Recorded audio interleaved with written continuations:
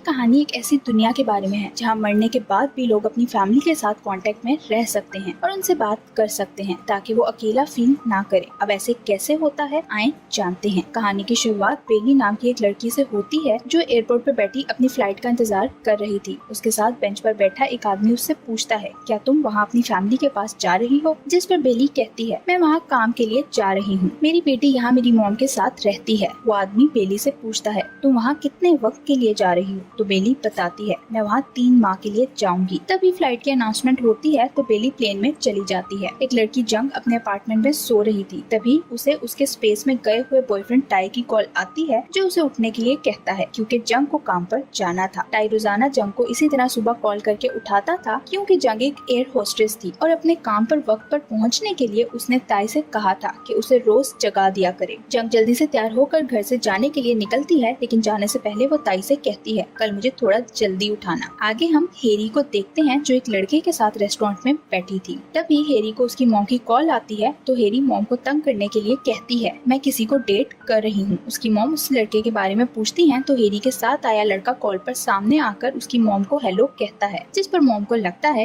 यही उसका बॉयफ्रेंड है। हेरी कॉल बंद कर देती है और फिर वो दोनों रेस्टोरेंट से बाहर जाने लगते हैं। तो वो लड़का हेरी से पूछता है, क्या मैं तुम्हारा फेक बॉयफ्रेंड बनकर तुम्हारी मदद कर सकता हूँ? तो हेरी मान जाती है। रात को डिनर करते हुए वो दोनों हेरी के मॉम डैड से वीडियो कॉल पे बात करते हैं तो वो लड़का अपना नाम हायुन बताता है। हेरी के डैड हायुन से उसकी फैमिली के बारे में पूछते हैं। हेरी के मॉम डैड खुश थे कि उसे अपने लिए आखिरकार कोई लड़का पसंद आ गया, लेकिन वो नहीं जानते थे कि सच क्या है। बेली अपनी बेटी से वीडियो कॉल पर बात कर रही थी जब अचानक उसका एक साथी उसे और बाकी सबको आवाज देकर बुलाता है क्योंकि उसे कुछ मिला था। बेली जल्दी में कॉल बंद करके वहाँ से जाने लगती है, लेकिन तभी उसे एक फ्लैशबैक आता है। एक बार वो ऑफिस में काम कर रही थी और उसे उसकी बेटी की कॉल आई थी तो बेली कॉल अटेंड करके उसकी बात सुनने के बजाय उसे कहती है, अभी मैं बिजी हूँ, बाद में बात करूंगी। प्रेजेंट में ये याद आते ही बेली को एहसास होता है वो अपने काम की वजह से अपनी बेटी को हमेशा इग्नोर कर देती है। इसलिए वो वापस जाकर अपनी बेटी को कॉल करके उससे सॉरी कहती है। जंग हॉस्पिटल जाती है जहाँ टाई एडमिट था जिसे ब्रेन हेमरेज हुआ था। जंग डॉक्टर से बात करती है तो वो बताता है टाई को ब्रेन हेमरेज की वजह से अपनी डेली लाइफ में अब कुछ प्रॉब्लम्स फेस करना पड़ेंगी, इसलिए तुम्हें उसकी मदद करना हो। कुछ देर बाद जंग टाई को लेकर अपने घर चली जाती है। अगली सुबह टाई जंग के लिए नाश्ता बनाता है। इसी बीच वो गर्म पानी की केटली उठाकर अपने हाथ पर डालने लगता है, जो देखकर जंग तुरंत उसका हाथ पकड़कर पानी नीचे गिरा देती है। जंग को डॉक्टर की बात अब समझ आ गई थी कि टाई डेली लाइफ में अकेले सरवाइव नहीं कर सकता। दूसरी तरफ बेली अपनी बेटी से बात करने के लिए कॉल करती है, लेकिन वो सो चुकी थी। बेली की मॉम कॉल बंद करने लगती है तो बेली उन्हें रोक देती है। वो अपनी मॉम से अपनी बेटी का ख्याल रखने के लिए थैंक्स कहती है, लेकिन उसकी मॉम उसे कोई जवाब नहीं देती। बेली अपनी मॉम को एक चीज दिखाती है और कहती है, क्या मैं आपके लिए और आपकी फ्रेंड्स के लिए ये गिफ्ट के तौर पर ला सकती हूँ? तो उसकी मॉम कहती है, मुझे कुछ नहीं चाहिए। फिर वो बेली की बात सुने बिना ही कॉल काट देती है, जैसे वो उससे नाराज हो। अगले दिन बेली एक बाजार में घूम रही थी जब उसे वही आदमी पीछे से आवाज देता है जो बेली को एयरपोर्ट पर मिला था। बेली उससे बात करते हुए कहती है, मुझे ऐसा लग रहा है मेरी मॉम मुझसे कुछ छुपा रही हैं। तभी उस आदमी को हेरी आवाज देती है। ये आवाज उसे बगैर किसी फोन के आ रही थी और हेरी भी वहाँ मौजूद नहीं थी। हेरी उसे संग कहकर बुलाती है तो संग बाथरूम का बहाना करके वहाँ से उठकर एक रूम में जाता है और एक स्क्रीन के सामने खड़े होकर हेरी से बात करता है। हेरी उसे बताती है बेली की मॉम इस महीने के एंड पर सर्विस खत्म करवा रही हैं। ये सुनकर संग उस रूम से बाहर निकल कर वापस उसी जगह जाता है जहाँ वो बेली के साथ था।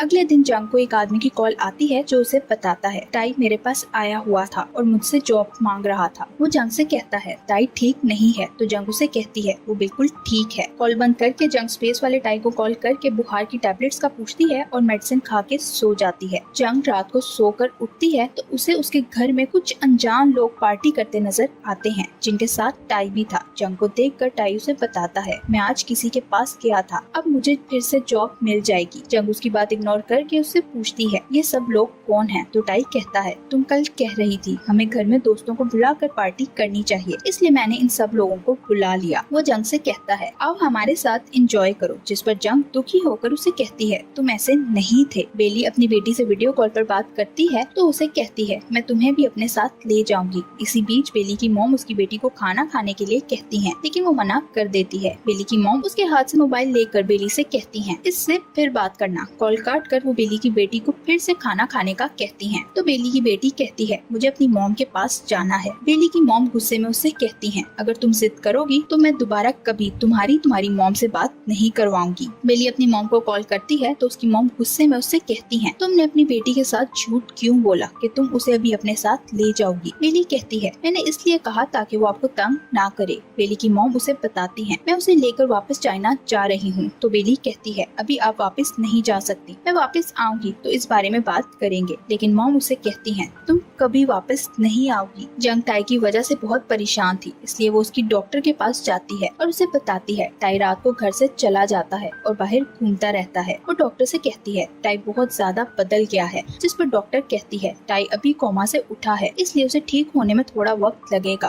और तुम्हें उसका ख्याल रखना होगा। लेकिन इस सब के बावजूद जंग टाई से बहुत ज्यादा निराश हो गई थी। अगले दिन जंग जल्दी में अपना फोन घर भूलकर एयरपोर्ट के लिए निकलती है। उसके जाने के बाद उसके फोन पर कॉल आने लगती है तो टाई उसका फोन उठाकर देखता है, लेकिन तब तक कॉल बंद हो चुकी थी। उसी वक्त जंग वापस आती है और टाई के हाथ में अपना फोन देखकर उसे कहती है, तुम मेरा मोबाइल क्यों चेक कर रहे थे। टाई कहता है, मैं ऐसा नहीं कर रहा था। लेकिन जंग उसकी बात का विश्वास नहीं करती। वो टाई से कहती है, तुम मुझे हर्ट कर रहे हो। जिस पर टाई सॉरी कहता है तो जंग चली जाती है। जंग अपार्टमेंट से बाहर आती है तो उसे स्पेस वाले टाई की कॉल आती है। रात को जंग काम से वापस आती है तो उसे बिल्डिंग के बाहर फायर ब्रिगेड की गाड़ी और कुछ लोग इकट्ठे हुए नजर आते हैं। वो टैक्सी से उतरकर देखती है तो उसे पता चलता है उसके अपार्टमेंट में आग लग गई थी। सीसीटीवी कैमरा की फुटेज से पता चलता है ये आग टाई के अपार्टमेंट से निकलने के बाद लगी थी। जंग और टाई से इन्वेस्टिगेशन की जाती है। ऑफिसर जंग से पूछता है, क्या तुम्हें टाई के बिहेवियर में कोई बदलाव महसूस हुआ है। जिस पर जंग मना करते हुए कहती है, टाई ने ये सब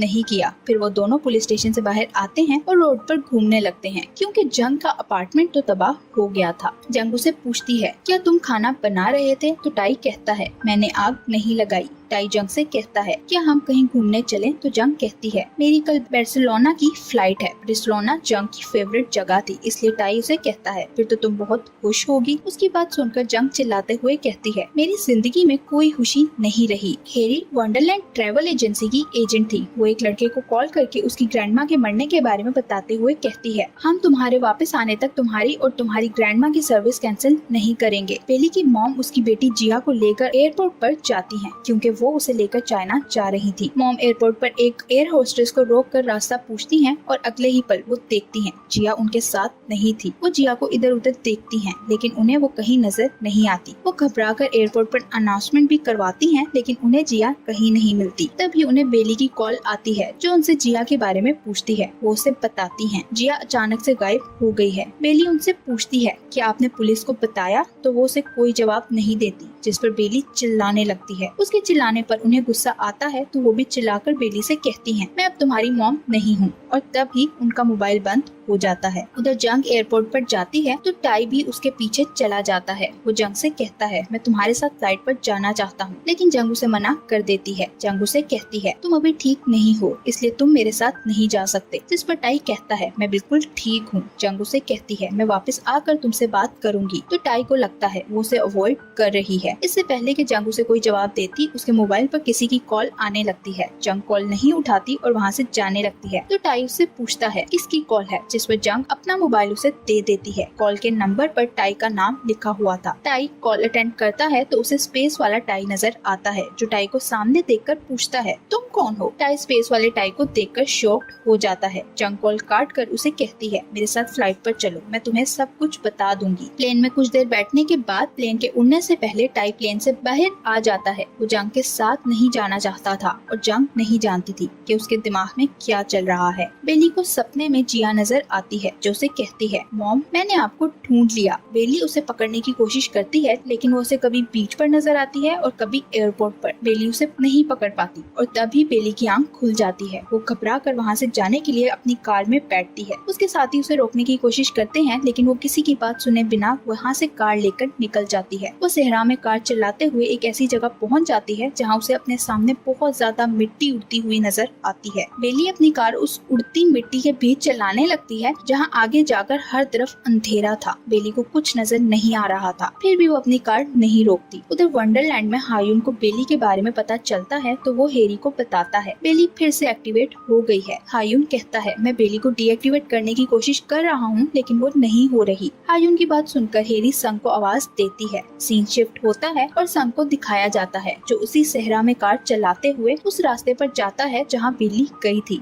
वो बेली की कार के सामने अपनी कार रोककर जल्दी से कार से उतरता है और बेली को उसकी कार से निकालता है। उसे कार से निकालते ही बेली की कार उड़कर दूर चली जाती है। साथ ही बहुत ज्यादा मिट्टी उड़ने के कारण वो दोनों गिर जाते हैं। हेरी और हायुन अपने सामने स्क्रीन पर बेली को देख रहे थे। हायुन हेरी से कहता है, हमें बेली का डाटा डिलीट करना होगा वरना हमारा सारा सिस्टम बंद हो जाएगा। वो कहता है, हम बेली को दोबारा से बना लेंगे, जिस पर हेरी कहती है, वो वैसी नहीं बनेगी जैसे वो पहली थी। तभी उनका सिस्टम बंद हो जाता है। ये देखकर हेरी कहती है, बेली कुछ करना चाहती है। वो हायुन को बेली का नेटवर्क ओपन करने का कहती है तो हायुन पूछता है, तुम क्या करना चाहती हो? जिस पर हेरी कहती है, मैं उसकी मदद करना चाहती हूँ। अगले सीन में बेली को एयरपोर्ट पर दिखाया जाता है, जो जिया को ढूंढ रही थी। एयरपोर्ट पर टाई भी बैठा हुआ था और बेली उसे कॉल करके कहती है, इस वक्त सिर्फ तुम ही मेरी मदद कर सकते हो। वो उसे कहती है, अगर तुम्हें कहीं मेरी बेटी नजर आए तो उसे वहीं रोक लेना। कुछ देर बाद टाई को जिया भागती हुई नजर आती है, जो एक गाड़ी के नीचे आने वाली थी। टाई भागकर उसे पकड़ लेता है। वो जिया से कहता है, तुम्हारी मॉम ने यहीं वेट करने का कहा है। तभी वहाँ बेली की मॉम आती है, जिन्हें देखकर जिया छुप जाती है, लेकिन वो जानती थी जिया यही है। जिया को देखकर वो टाई को थैंक्स कहती हैं। फिर वो जिया को लेकर वापस वहाँ से जाने लगती हैं। तो जिया कहती है, मॉम ने मुझे यहाँ वेट करने का कहा था। जिया उनसे कहती है, मॉम को कॉल करें, जिस पर वो कहती हैं, तुम्हारी मॉम हमारी कॉल नहीं सुन सकती। लेकिन जिया की जिद के आगे उन्हें हार मानना पड़ता है। वो मोबाइल निकाल कर जिया को दे देती हैं। जिया अपनी मॉम को कॉल करती है तो बेली कॉल उठा लेती है। जिया उससे पूछती है,